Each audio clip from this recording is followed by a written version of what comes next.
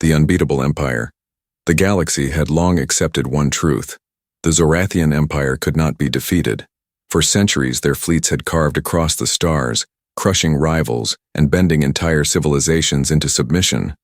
They stood tall in their arrogance, their banners draped across conquered worlds, their admirals speaking as though they commanded not only ships, but destiny itself.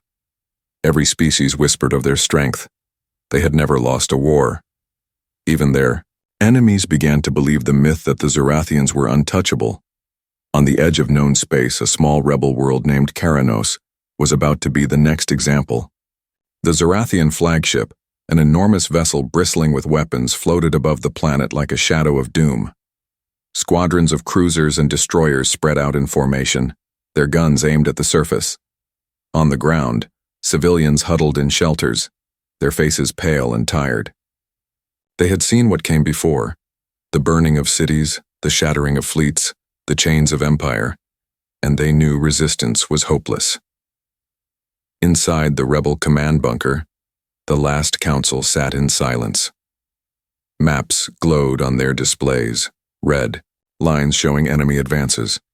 Their fleet was already gone, torn apart in the outer system. All they had left were a few defense batteries and stubborn will.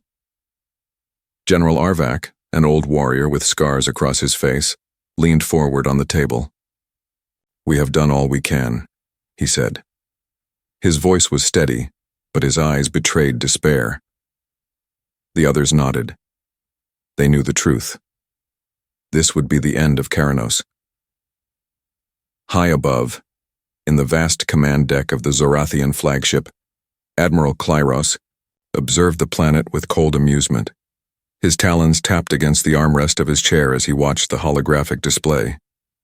"Another world to bow," he said. Officers around him nodded quickly. He had no fear. Why should he? The Zorathian fleet had never met a foe they could not overwhelm. Today would be no different. But then the sensors flared. A ripple appeared on the edge of the system near the moon. The technicians frowned, uncertain. The admiral's crest lifted in annoyance. "What is that echo?" he demanded. The sensor chief hesitated, then answered. "A ship, Admiral. One ship. It has just broken stealth near the moon." On the screen, a shape emerged. It was massive, armored in dark plates that reflected little light.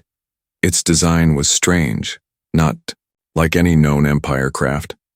It carried scars across its hull as if it had seen wars long past. At first the officers scoffed. One ship against a fleet of hundreds, it was laughable.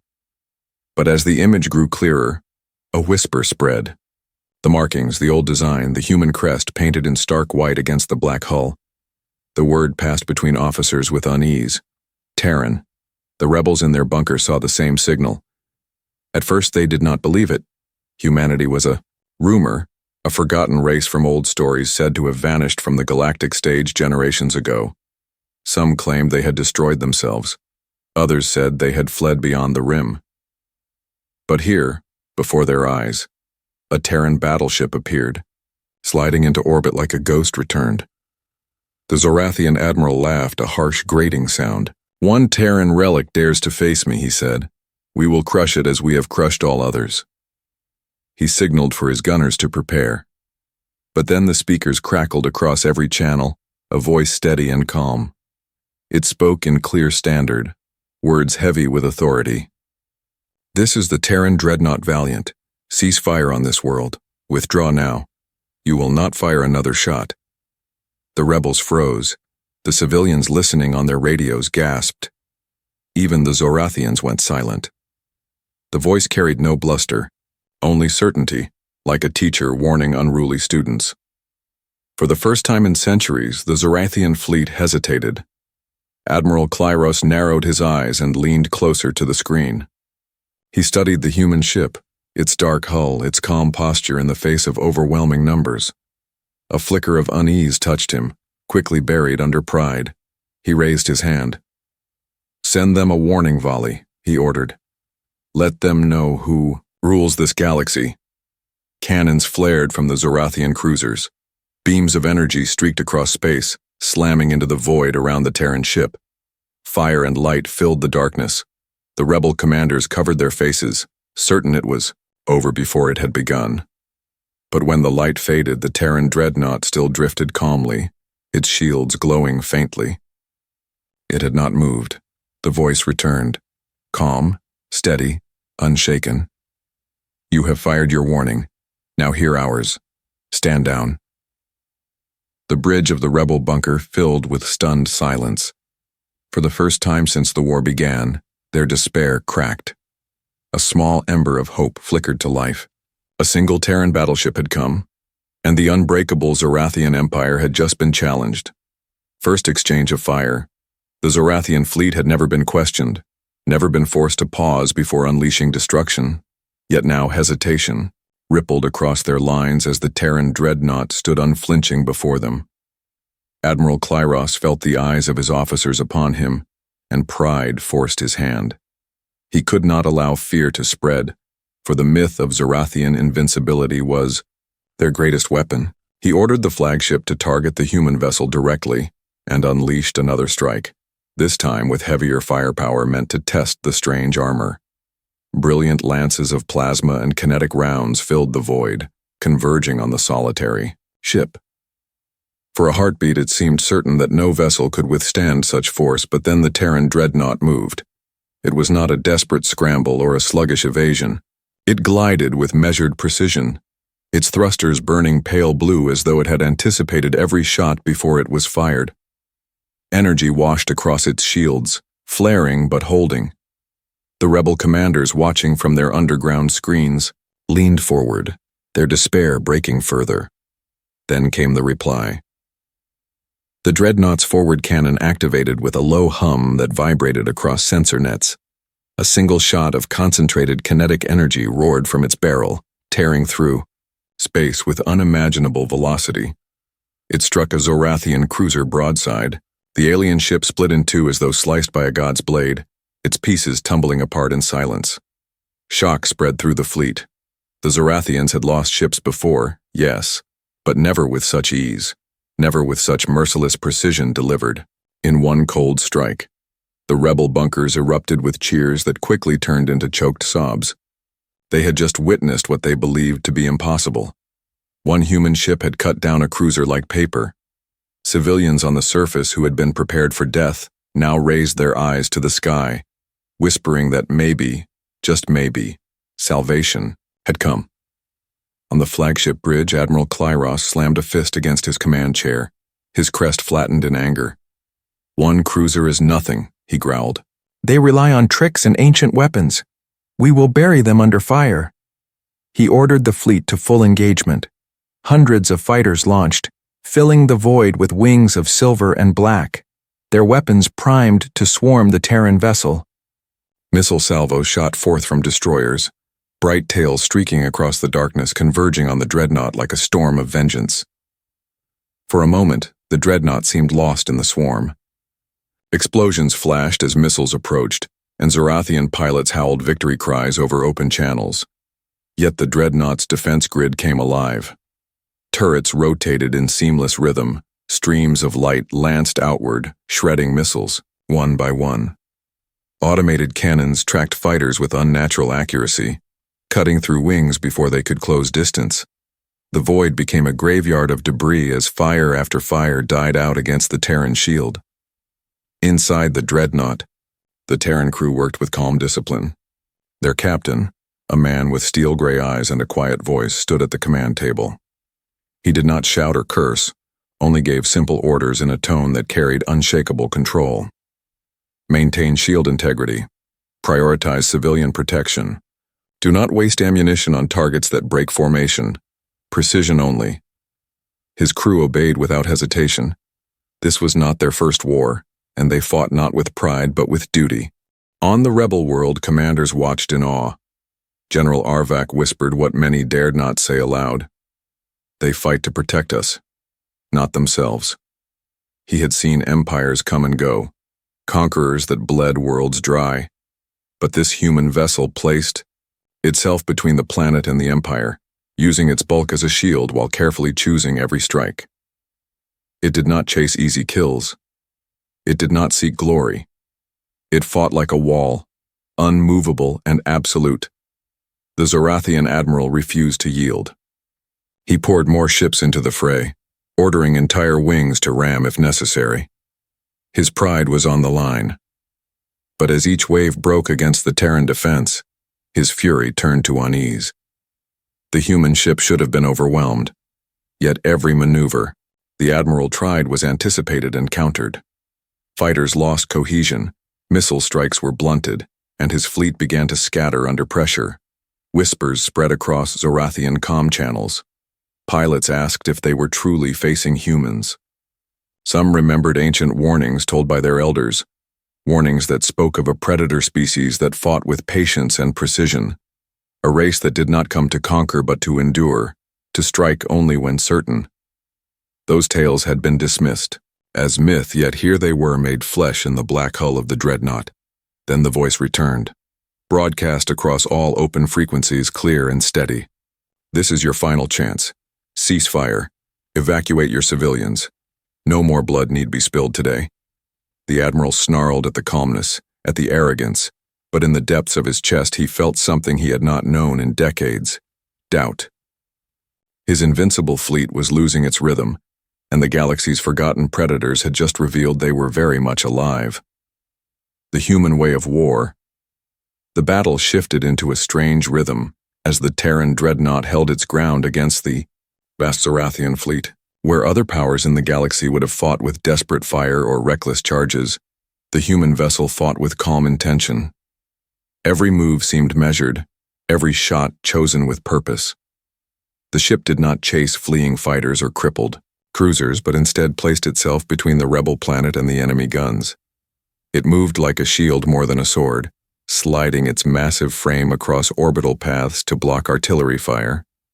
The rebels watching from their bunkers saw this, and understood something deeper than the flashes of war.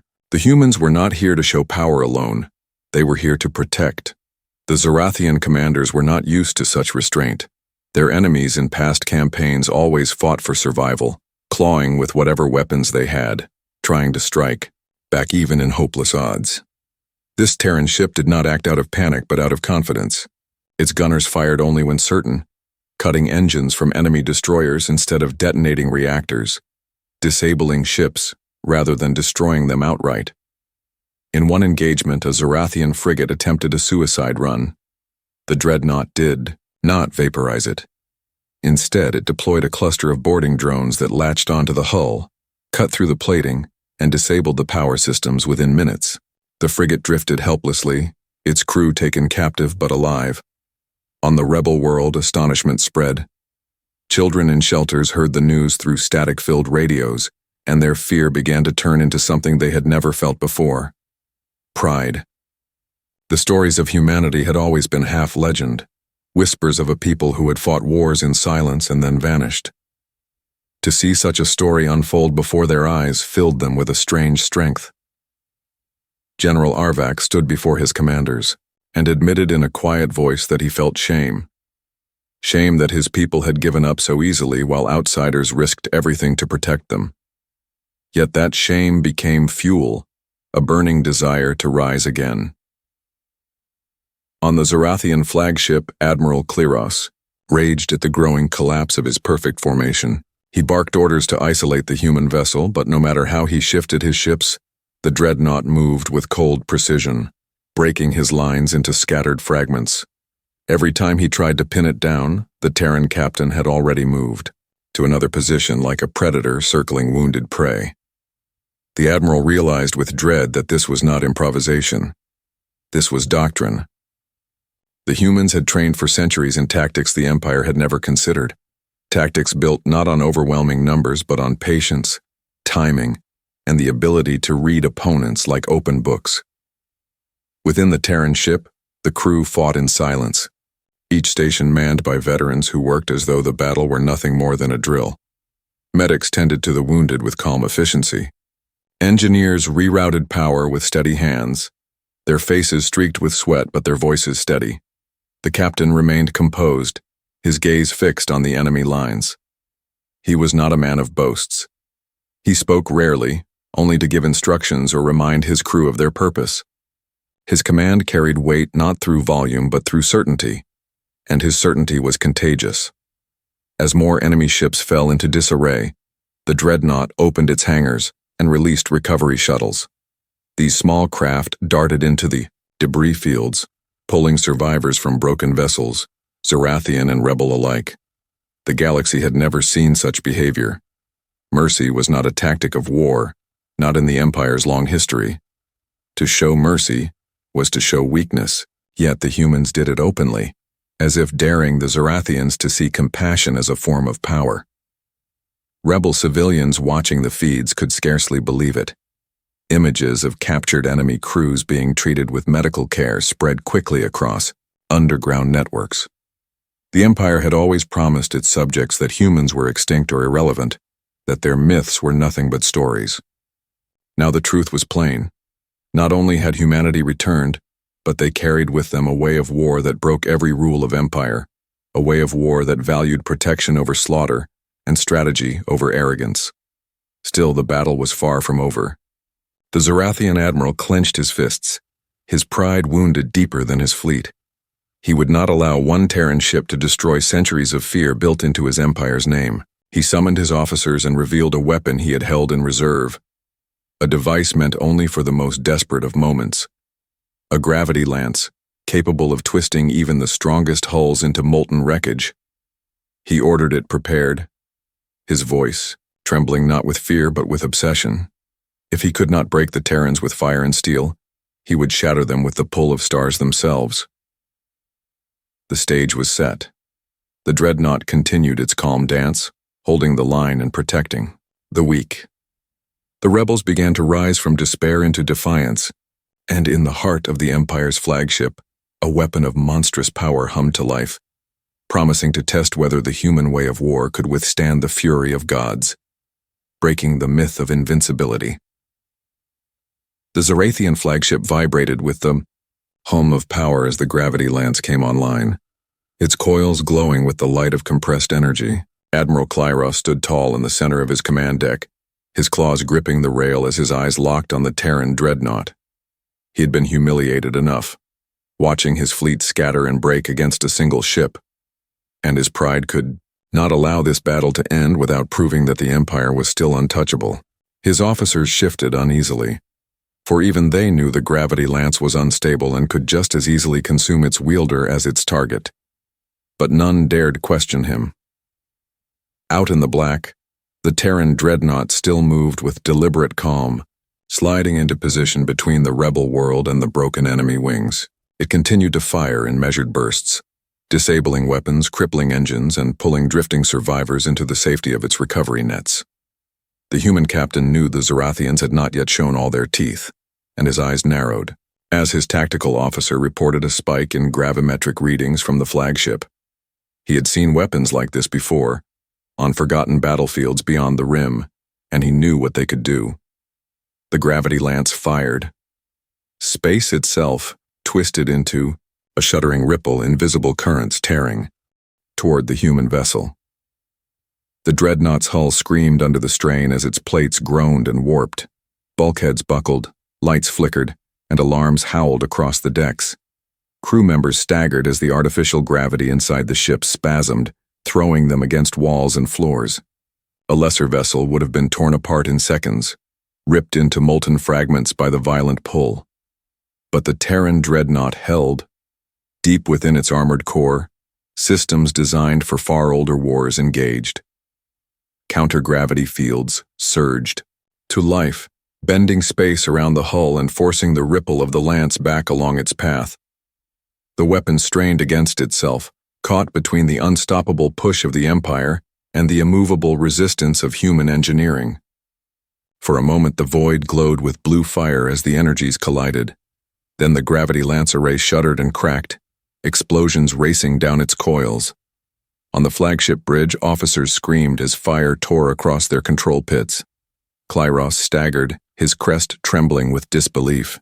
His great weapon, the secret ace that no foe could endure, had broken under the pressure of a single human ship. The Terran Dreadnought seized the opening.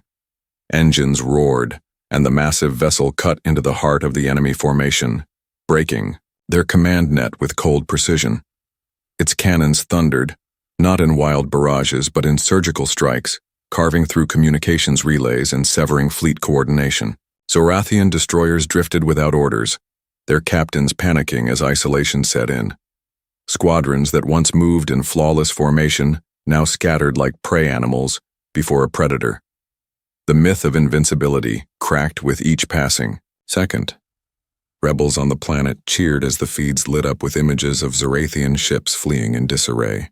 Children who had been prepared for death now clutched their parents' hands and shouted the name Terran with joy.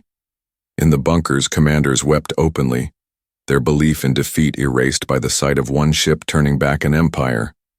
Hope was no longer a whisper but a roar that filled every heart. But not all of the Zorathian captains surrendered to fear. Some, consumed by pride or desperation, prepared to ram their ships into the Dreadnought, hoping to sacrifice themselves for even a chance to damage it. Others refused to accept the humiliation of surrender and ordered their weapons to fire blindly into the chaos. The void burned with reckless defiance, but each attempt was crushed by the calm and ruthless efficiency of the human crew. On the Terran bridge, the captain stood silent, his hands clasped behind his back as he watched the enemy lines collapse. His crew knew the danger was far from over, for desperation could drive even the proudest fleet to acts of madness. He gave his orders quietly, directing his gunners to focus on disabling ramming ships while leaving avenues of retreat open for those who wished to flee. The message was clear. The Terrans did not fight to slaughter but to prove a truth the galaxy had forgotten. Admiral Klyros sank into his chair, his mind spinning with disbelief. His fleet, his empire, his pride, all broken by a single ship that should not even exist in their time. He tried to convince himself that this was an illusion, that the Terrans had returned only to die as all challengers must. Yet as he stared at the Dreadnought carving through his armada, the truth clawed at his heart. The humans were not myths, they were predators, ancient and patient, and their return meant the age of Zorathian dominance was crumbling. The myth of invincibility was shattered. What remained was the fury of an empire unwilling to yield, and Klyros swore that if his fleet could not destroy the humans, he would pay any price to drag them into the flames with him.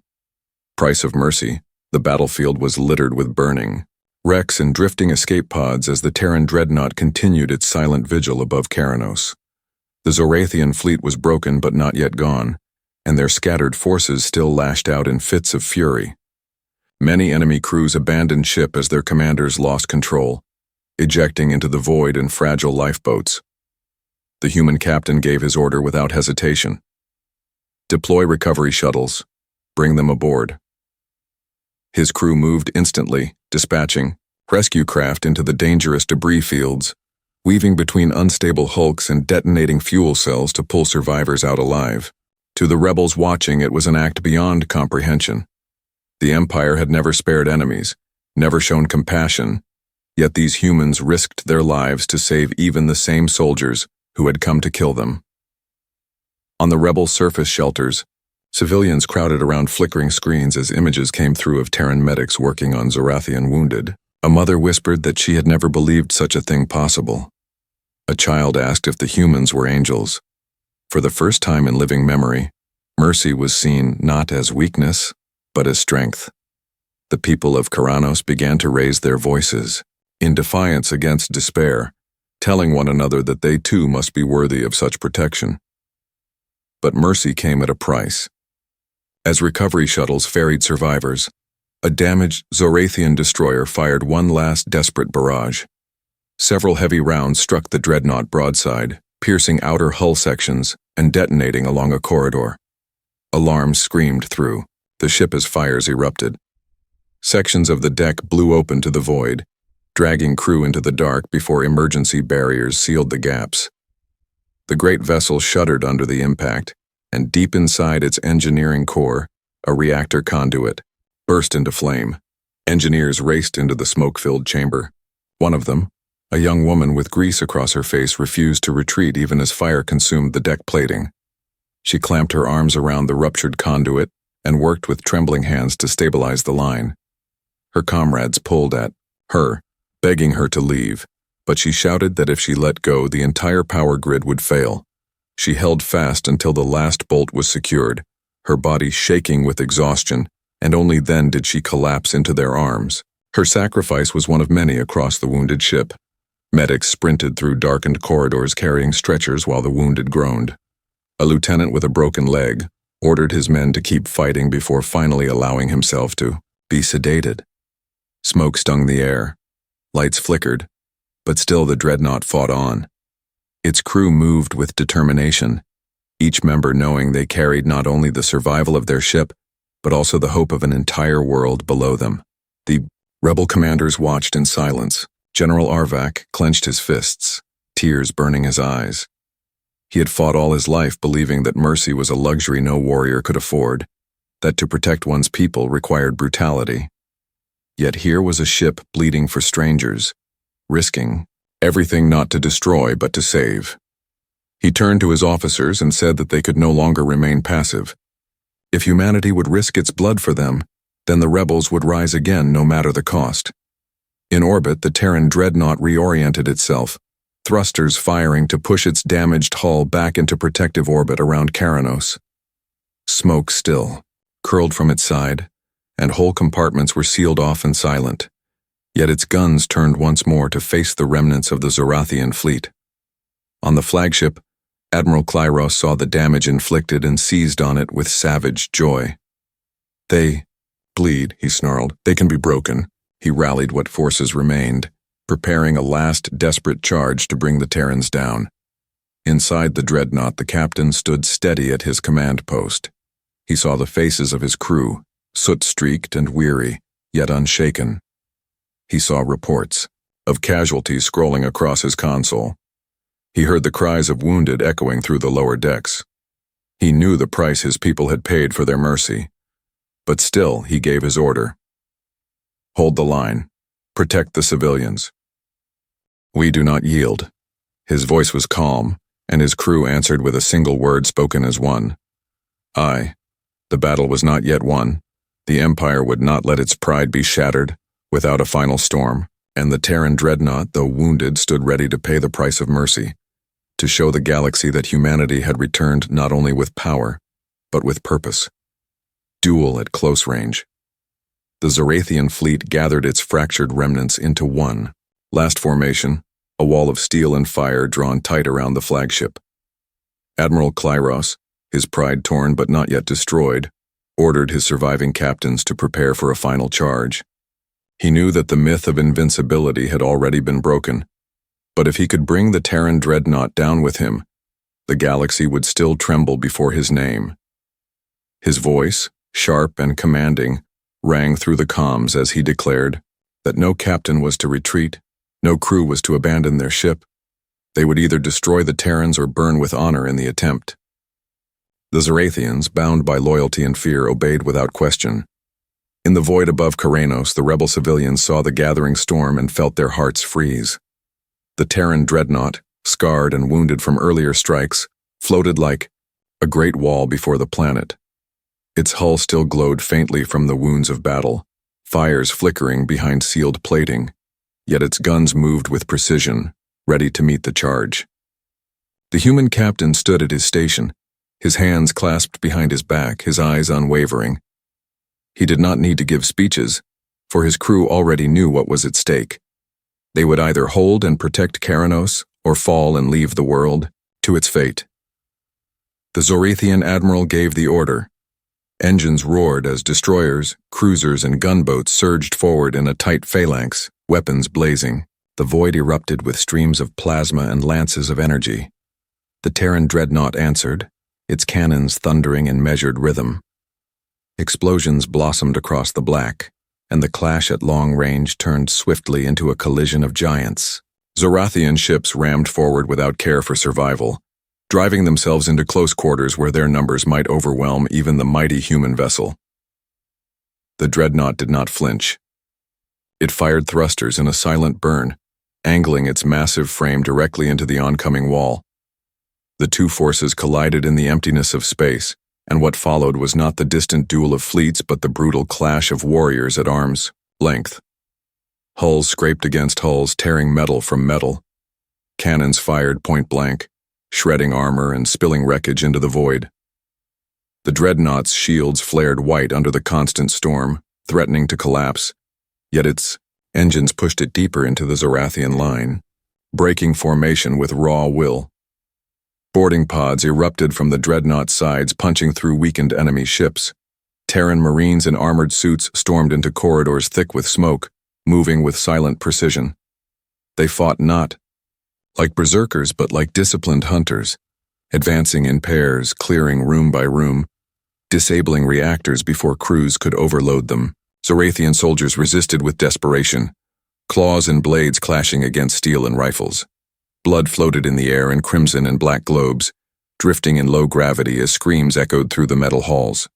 One Zorathian captain, refusing to surrender, attempted to detonate his ship's core, determined to drag the Terrans into death with him. But the Marines reached the control chamber in time, cutting through his guards and disarming the sequence with seconds to spare. The human sergeant who led the charge looked down at the fallen alien and spoke in a voice without hatred. "You are beaten. Lay down your arms." The captain spat in defiance, but his crew, seeing the hopelessness of their situation, surrendered one by one. Back outside, the battle turned into chaos. The Terran Dreadnought's guns tore through enemy vessels at close range, each shot blasting apart armor that once seemed unbreakable. Yet the cost was high. Another salvo struck the Dreadnought's flank, rupturing compartments and killing dozens. Still the ship fought on, smoke pouring from its wounds, its crew refusing to abandon their posts. Medics dragged the injured from the fire, engineers patched breaches with bare hands and molten steel, and gunners loaded cannons even as explosions shook the deck beneath their feet. On the flagship, Admiral Klyros watched with fury and despair. His fleet was collapsing around him, his captains surrendering or falling silent, their ships torn apart by relentless Terran fire. His pride, his legacy, everything he had built was crumbling. In a final act of rage, he gave the order to detonate the flagship's magazine, intending to annihilate both himself and the human ship in one last inferno.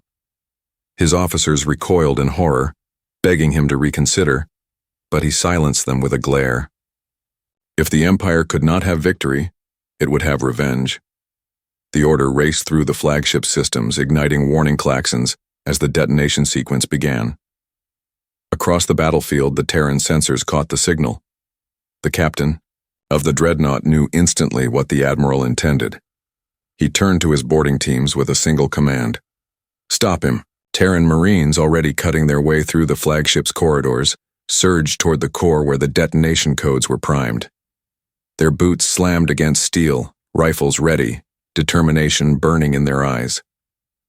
The duel at close. Range was no longer just a clash of ships, but a race against time.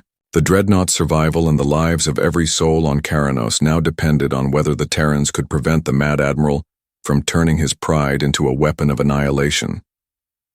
The choice that changes the war. The corridors of the Zorathian flagship shook as the self-destruct sequence raced toward completion. Red warning lights pulsed along the walls, and the air was filled with the sound of klaxons and panicked shouts from the crew.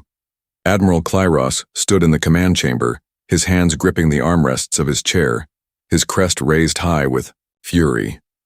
If his fleet could not destroy the Terran Dreadnought, then at least his sacrifice would. His officers stared at him in disbelief, torn between loyalty and fear. Some begged him to stop, others fled toward escape pods, but his mind was set.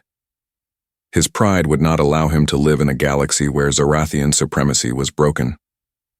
Deep within the ship, Terran Marines charged through the narrow halls, their boots hammering against the deck as they followed the pulsing lights toward the core. Gunfire cracked around them as Zorathian defenders tried to block their advance, but the humans pushed forward without hesitation. Every second mattered. A sergeant at the front raised his rifle and cut down a barricade before shouting to his squad to press on. They knew that if they failed, the flagship would detonate, and the shockwave would consume not only the Dreadnought, but also the rebel world below. On the Terran ship, the captain stood in silence, watching the timer flicker on his display. His officers looked to him for reassurance, but he gave none. Instead, he spoke a simple truth. They will succeed. Trust them. His voice carried across the bridge, steady and calm, anchoring his weary crew. Even as damage reports flooded, and even as fires still raged in wounded sections, his faith in his people never faltered. The Marines reached the core chamber with seconds to spare. The door was sealed, reinforced with thick plating. Explosives were planted, and with a thunderous blast, the entrance was torn open. Smoke and sparks filled the air as the humans stormed inside. Admiral Klyros stood by the control console, his claws dancing over the final sequence. He turned as the Marines entered, his eyes blazing with hatred. "You will not take this victory from me," he roared. He drew his blade, curved and jagged, and hurled himself forward in one last act of defiance. The fight was brief but savage. Blades clashed against armored gauntlets.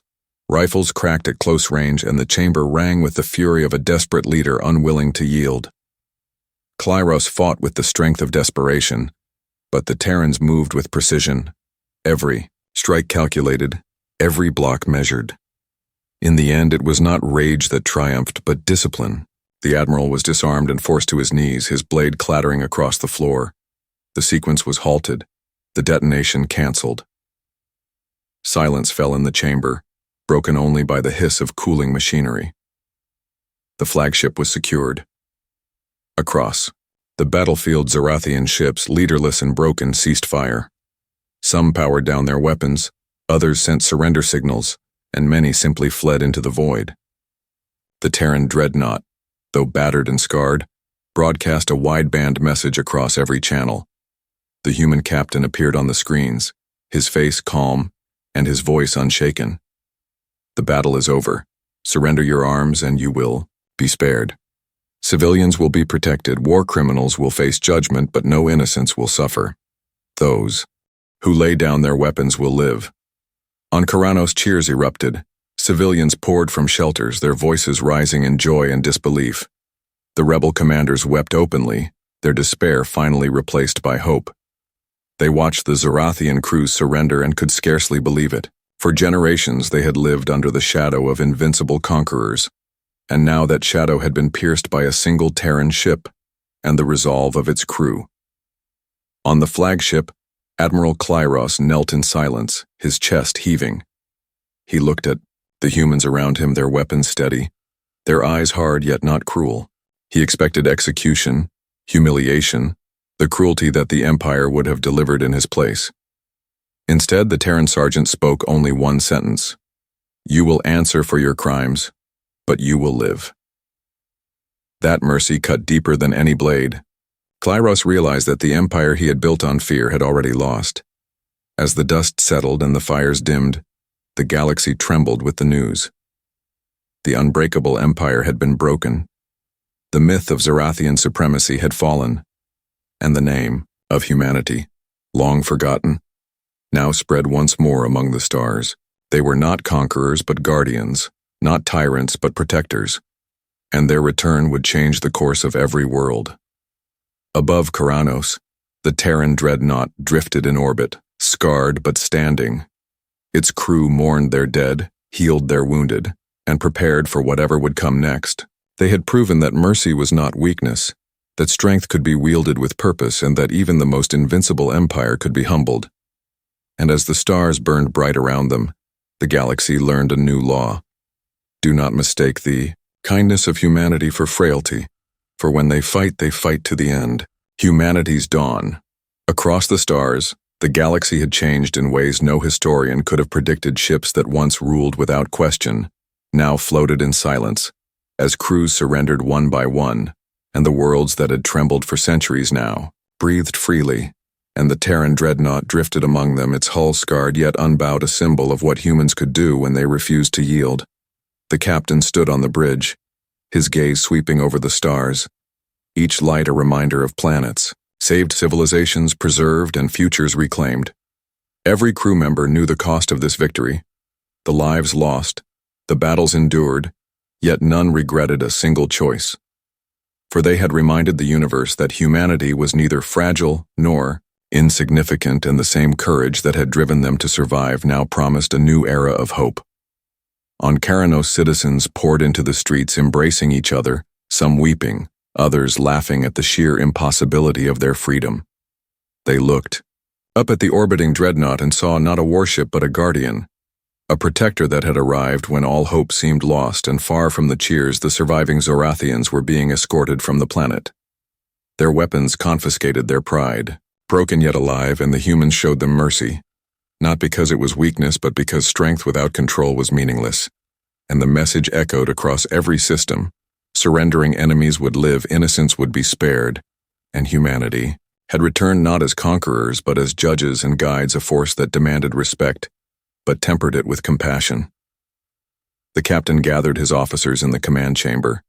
The lights dimmed and the hum of the engines filled the space with a steady heartbeat. He spoke of rebuilding alliances, of ensuring peace across contested systems, of preparing for threats that would surely come in time.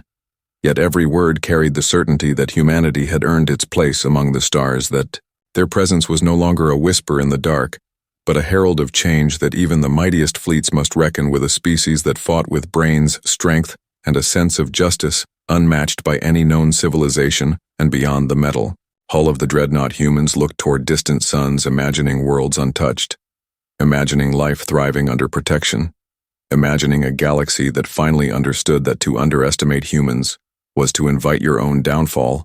In the aftermath of the battle, stories spread from planet to planet, legends of how a single Terran battleship had shifted the balance of power, of how disciplined soldiers had faced impossible odds and survived, and how mercy had been wielded like a blade sharper than any sword.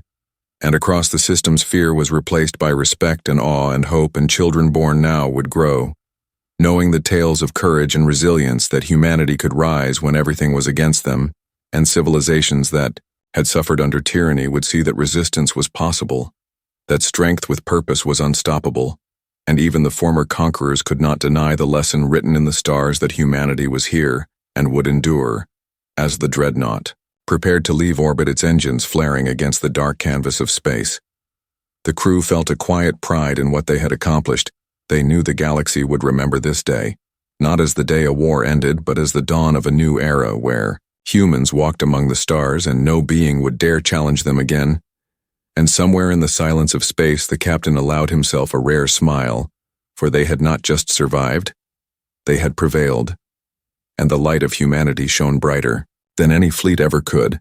And as the stars stretched endlessly before them, the galaxy whispered the truth that no one could deny: the end